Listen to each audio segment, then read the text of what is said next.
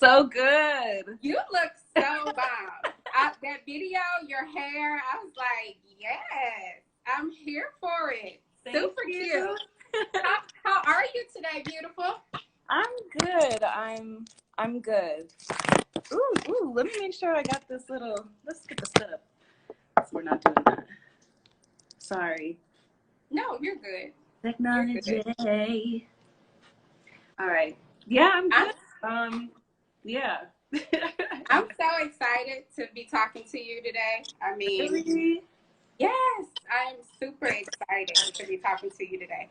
Let's get into like a little background, if you will. Okay. So you're from, and you were born and raised in Lincoln, Nebraska. Yes. Talk to me about what were your career aspirations as a child? What did you want to be when you were little? I just always felt this like innate energy to be a performer, entertainer of some sort. I've always loved singing. I was a church baby. We have like 3 generations in this one small like red church called Christ back in Nebraska. Like one of like 3 Black churches over there. Oh, I'm sure now there's more, but at the time, like when I was growing up, there were a few to pick from. But yeah, so I was my grandmother put me in the choir, so. Wow. Yeah, it was always just kind of this. I love show tunes. One of my mom's movies was Grease. I love it. Classic. Like, in the ways. So yeah, I loved Diana Ross and all that. Michael Jackson. Yeah. Team Virgo. Yeah, I know. September 3rd. I'm a Leo. So Virgos and Leos have this thing. I don't know. We have like this connection. So I was like, yes, I'm here for it. So you then went on to attend college, but like for a brief period of time. Is that right? Because you were like, there's something else out there for me. Talk to us about that. Look, it's Nebraska, so it's like, that's the thing. What I'm saying is like the spirit was moving through me because I really just knew like that's not where I was supposed to be. And Right. to get to where I wanted to go, to where I need, it wasn't, and I can't sit still in class. You're like, this is boring. I'm daydreaming constantly. I'm just like, my brain is like out there dancing to some song that hasn't even been written yet. And I'm, it's not how I learn. So yeah. And then you leave at 17 and your first role is Nala in The Lion King. Yeah, so when I was going to that small liberal arts college, yeah, that's when I just like I hopped on the train. It was like a 11 to 14 hour train ride from Lincoln to Chicago, and yeah, I booked the part from an open call. I mean, it was the first time I like went to New York and everything. They flew me out, and it wasn't until 6 months later that I got the role. So like I ended up going back to Nebraska trying to, figure it out. But yeah, right. Eventually came, and that was the start, and it just kept going. Because then you then went on to book make your Broadway debut on The Mormon, and then you did a whole bunch of things in between, and then you land on Glee, and then also What If most recently, which I loved you in What If. Angela Archer, loved your character. So good. So, yeah. So you come on Glee in its final season in a recurring role. Is that right? Yes. How did this role land? How did you land this role? What was the audition process like for Glee? So I was in New York when I auditioned. Funny was that I wasn't really giving the audition a lot of interest because I had a callback for Wicked that same day, and that like Alphabet was like the dream. Like I was like ready to like take New York, into my own hands. But that day I had the first audition for Jane. The funny thing was that all week while I was going in for Wicked was that there's this like huge line of like younger black women like lined up. What is going on? They're like, oh, they're just doing a Glee call for so and so, and I'm like, okay, bet. And then eventually, like literally last minute, I got the audition like the night before, and I was like, okay. So it happened really fast. Like I had the job within a week. Like 3-4 days, everything was just and I was signing my contract like on the, what is it, the from JFK, the little air train thing. Oh yeah, yeah. I know what you're talking about. Sign now, or it was like called CUDA sign back then. Mm-hmm. Finishing the contract, like as I'm getting on, a plane across the country. It was crazy, but it feels like with my journey, especially, that's I stumble uphill because I don't have a lot of education, nor have I really invested in too many lessons and or school time. Mm-hmm. So that's how it's usually gone. It just happens. They're just moments that are always bigger than what I have ever anticipated, And then what is the set like? What is the environment like? Did you already know people that were on the show, or people? I know nothing about nothing. Anything. You just are like, I'm happy to be getting a job. I booked the job. Exactly, because it's just, it was still a dream. I hadn't like it was, I mean, yeah, it was a dream, but like, girl, when I got there, ain't nobody told me nothing. They were just like, okay, and so you're gonna stand here and they're like, and let's rehearse. And then I'm just like walking, they're like, no, you have to stay, on this, the tape that we put on the ground, that's your mark. You have to stay there so we can light you. You have to stand still so the camera can get you. I'm like, oh, you know what I'm saying? Like, it was just like a lot of crash and burn until eventually, like, you fall into a rhythm. But it was just, yeah, again, climbing uphill. Like, I've learned a lot of lessons as I've gone on. Now it's not always the best, but I mean, you got to learn somehow. Right. I'm still here, so yes, you are. And so I'm gonna get back into the show, but I want to kind of bring us forward to, the past 2 weeks or so, if you will. So we're all at home, right? And we're, watching two pandemics unfold: the pandemic of racism and then our public health pandemic, right? Okay. And so we witnessed our brother George lose his life right in front of our eyes on camera. And everybody starts their outpour of support for George. May he rest in peace. Yes. He was buried today. Yes. And everybody begins to send out their tweets, for Black Lives Matter, and everybody's protesting. Mm-hmm. And the celebrities are tweeting. Everybody's tweeting. And then Leah tweets, your former castmate. Mm-hmm. And she made the tweet of, if I will read this, George Floyd did not deserve this. This was not an isolated incident, and it must end. Black Lives Matter. And then you went on to tweet, laugh my butt off.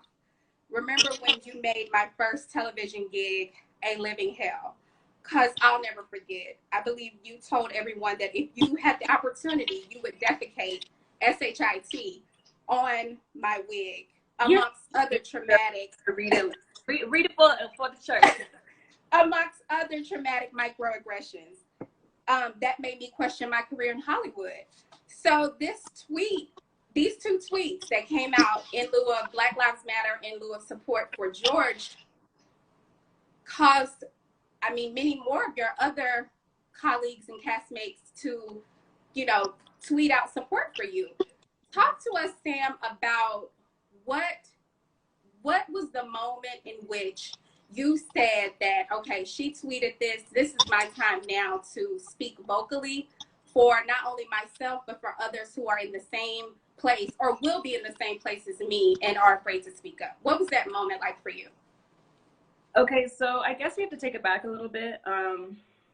I've always been very vocal about the treatment of Black bodies in any sort of environment. Mm-hmm. Who has known me or has worked with me, mm-hmm. knows that I don't ever shy away from the truth. And I know that will always cause a rift. Right.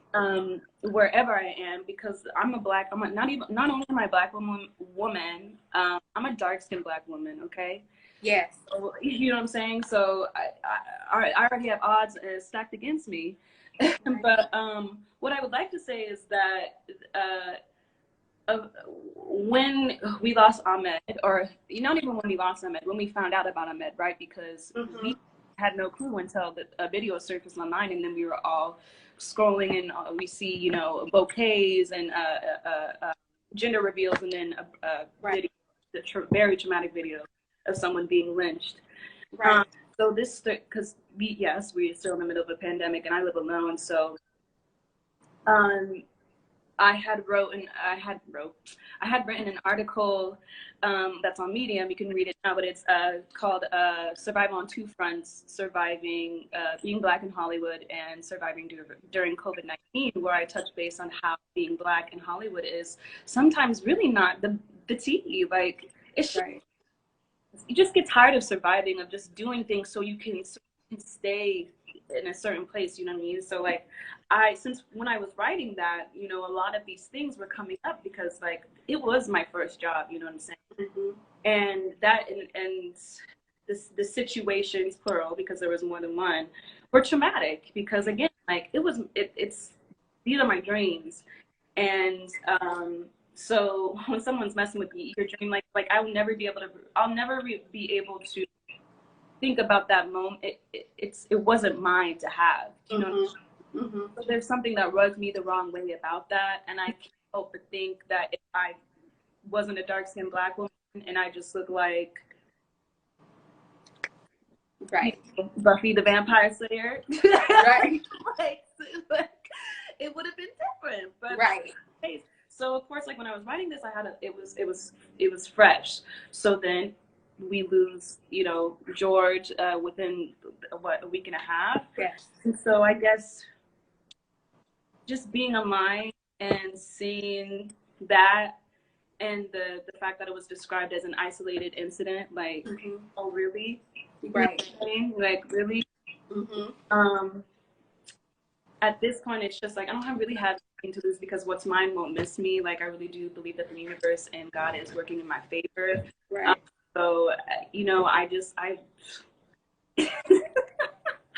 I do what I'm good at. I just said what was on my heart, and that was me expressing myself. Yeah, there's anger there's sadness there was relief, there was joy, there was weight. But you know what? This ain't the time for us to be quiet. I'm sorry. Enough is enough. Yeah, right. It was enough for me. I'm not about to go in any environment, jumping hurdles, dodging, you know, now the space is just to make y'all comfortable when I'm working twice as hard. And like I said, I'm a Virgo, like I'm a perfectionist, like I deliver, okay? So just give me the space to do so without throwing all that extra shit on me. Do you know what I'm saying? Right. So, yeah, I tweeted a little tweet. Yes. You tweeted a tweet though, Sam, that I felt like opened the doors and the gates for other people to then be vocal because like you said, being a Black person, a Black woman in particular in Hollywood is not the easiest job to have. It's very hard. You have to fight for yourself. You have to advocate for yourself. And I believe that your tweet, you advocated for yourself, but not only for yourself, I believe you sparked the conversation for people to then speak up about situations where they've been in, where they were treated unfairly. Sam, let's talk about the incident in question. Do you remember like the day and the time on set in which this happened or the way you felt that day? And did you share this with anybody else prior to you tweeting it out? I will say this. I'm not going to share too much about it because I do have I did an interview with Variety that was supposed to drop Monday, but it'll be dropping tomorrow morning. And I do want to be able to give them the platform to tell the story as I, you know, committed to letting them do so. I will say that with the verbal abuse and the energy on set, which I also have to bring up the fact that the third party environment is also just as guilty for letting that type of energy thrive. Who are just trying to, you know, do their job. Yes. My auntie lives in Santa Ana, so I would call her up and I would text her and, you know, I would let her know everything that went down. And yes, I would approach people at work about it, but at that point, 6-7 years into a show, and that's just how the formula works, and that's how everyone knows it to be. And there's, you know, there's other people who just want to keep things moving. You know what I'm saying? So at the same time, like, you know, there's only so much I could do for myself. And since I have been alone for a minute, you know, I'm able to, you know, implement a little bit of self-care and know what I need to do in order to continue moving in those spaces. But yes, I definitely, like I said, like I'm not that quiet. Like if I'm uncomfortable, like somebody will hear it eventually. So Yeah. So I know the variety piece comes out tomorrow, but in a sense, there wasn't, correct me if I'm wrong, there wasn't an environment or a place you felt comfortable on that set to go to with your feelings and what was going on? No, not at all. Yeah. Mm-hmm. Not Okay. at all. It's crazy. And just to be there, that's why it stayed in my chest. You know what I'm saying? Like, right. I mean, you know. And Leah, she did issue an apology. What did you think about her apology? Well, I saw the tweet. But what do you, I mean, if you can share with us, I know the piece comes out. How do you feel about that? Did you feel that it was genuine? Did you feel that, okay, she may get it now. She, you know, with everything going on, maybe she's pregnant, maybe she gets it, or how do you feel? You practice it, you change your brain. Sorry. Look, I've been hanging out with Alex New a little bit too much. A little my good friend, my good boo. Here's what I have to say about that. I think, especially what's happening right now, the conversations are happening around the identity of whiteness itself, and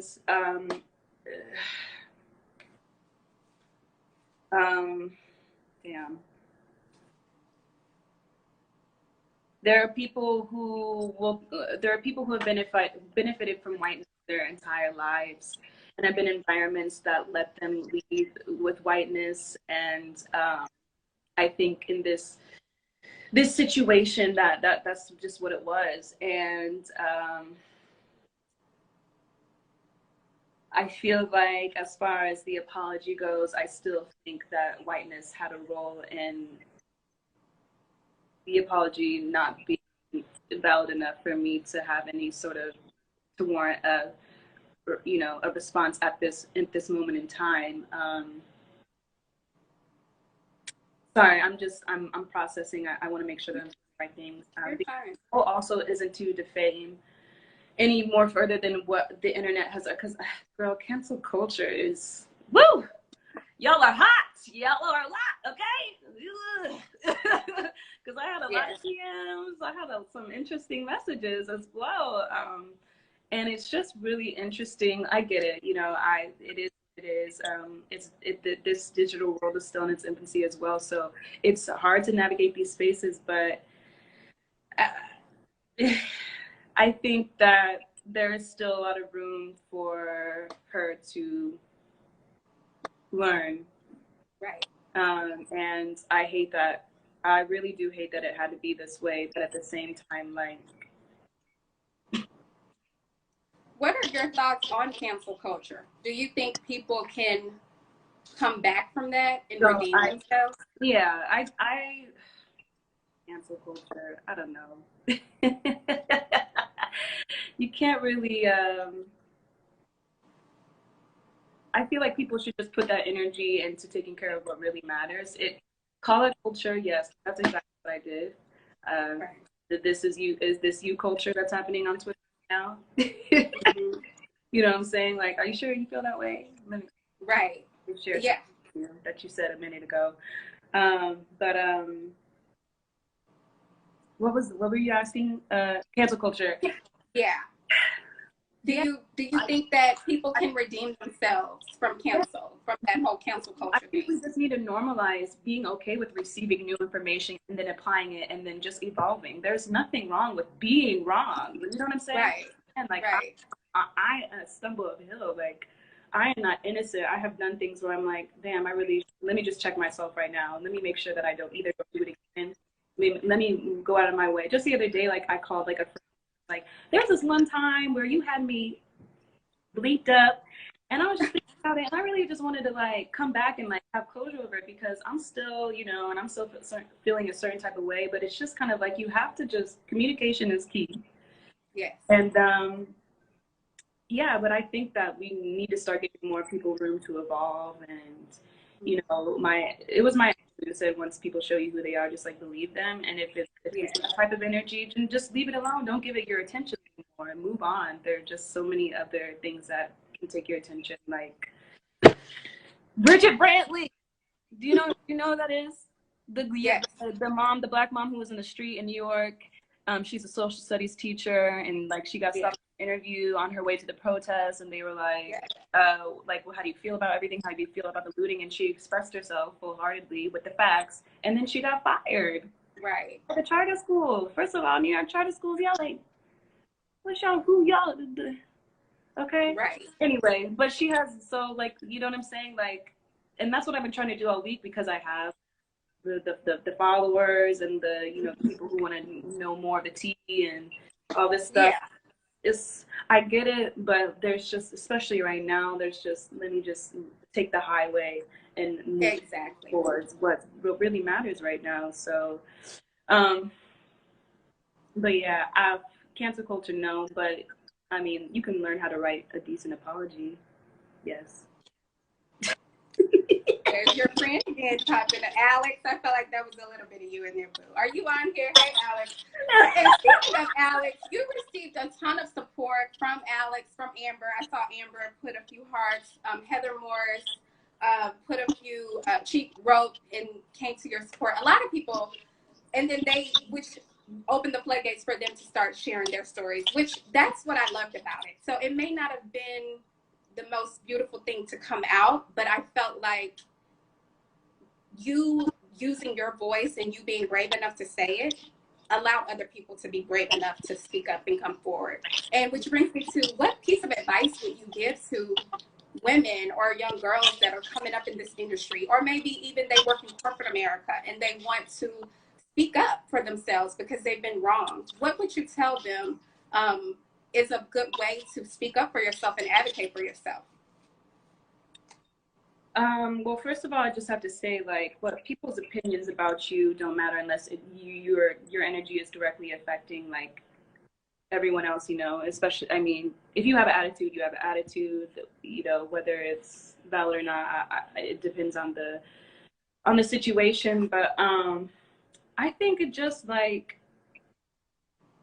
for me personally, I think what was always distracting me was like, what will they think, you know? And it's like, it's not about them. Like, who are you doing it for? Who are you here for? And what is your goal? Where are you trying to go? You know what I'm saying? And, you know, I also think that for women especially, we have been, which is also a symptom of white supremacy, is this, we think that there's not room for all of us. Right. So we sometimes, we're ingrained with this, like, feeling that it's a competition, or we got to show up and be better than cis next to us, when, I mean, there's the world is wide enough, as Lin-Manuel wrote in Hamilton. The world is wide enough. So I think it's just worry about yourself, mind your business. Right. You know what I'm saying? How they feel about you is really none of your business. Right. It's not. And if you need to speak up, right? Yes, yeah. Right. Oh, right. I mean, I'm still evolving, I'm still evolving, I'm still learning. I think there's also a time and place when there are certain battles that are worth fighting, and then there are certain battles that are worth, like, waiting out from the bus on the way to where you need to go. Right. Definitely, you know, recognize when to give your energy as well. That's also a lesson that I've had to learn, is like, not every little thing has to be a fight, a battle. And sometimes it's good to be like, all right, okay, cool, you know. But yeah, definitely, I think now than ever, like, if you feel a certain type of way, and just, like, say it. I wish that me now, 5 years ago, I would have been able to show up for myself, and I still did, in a way, in a sense, because I did all them episodes, and they but yeah, I wish I would have been able to stand up for myself a little bit more, you know what I'm saying? But it is what it is.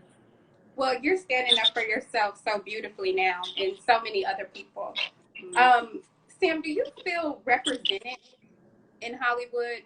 Do you feel like now that everything is going on, do you feel like there's a tide that is changing, or that will change, due to so many companies, so many brands speaking out for Black Lives Matter? Do you feel like the representation, if it's not there already, which do you feel like that it will shift? I mean, I'm not a psychic. I don't have a crystal ball, but I would hope that this collective consciousness, that it feels like we're moving, like, moving forward, will apply itself.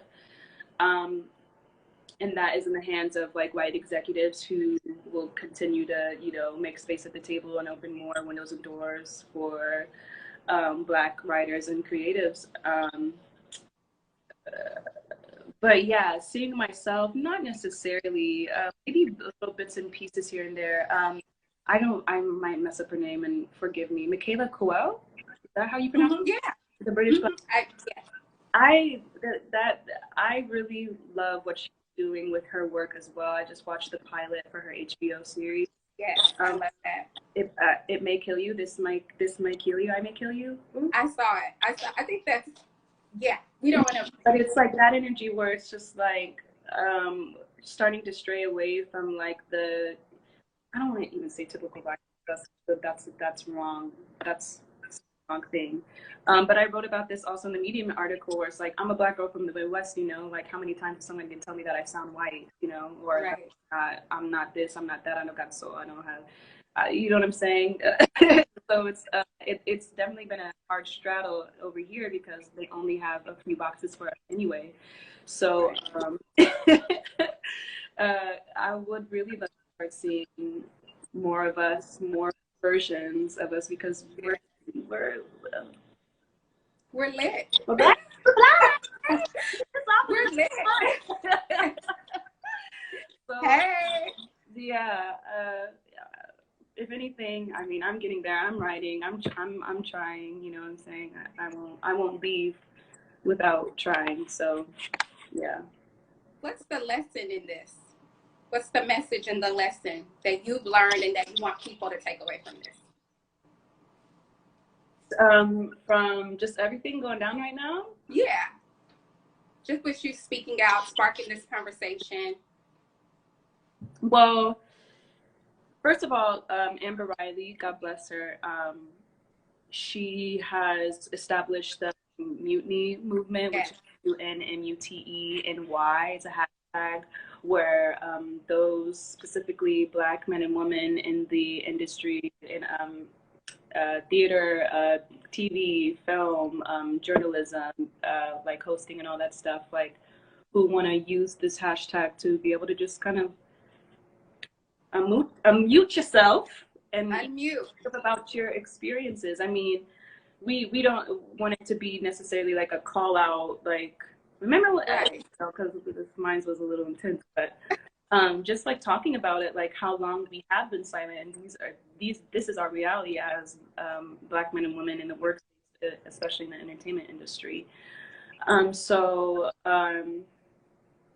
from all of this,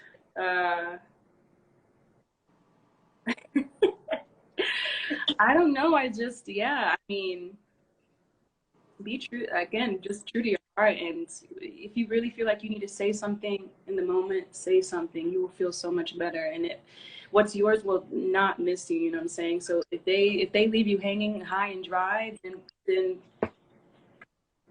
there's another can of paint somewhere else, you know what I'm saying? So I ain't scared. We ain't never scared. Initially, I was like, after the first hour, I was like, oh man, what did I do? But then I was like, you know what? Were you? How am I going to get in trouble for telling the truth? Hello, in 2020. Yeah. Sam, were you at all surprised at the support that came out?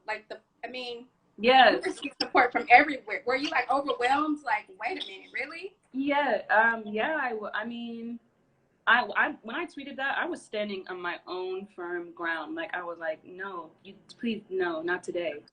Yeah. So, like, yeah, with my colleagues coming to my side and, like, it just gave me a lot of hope, and it was dope. It was a surprise, but in all the loveliest of ways. I appreciate it. Oh, thank you.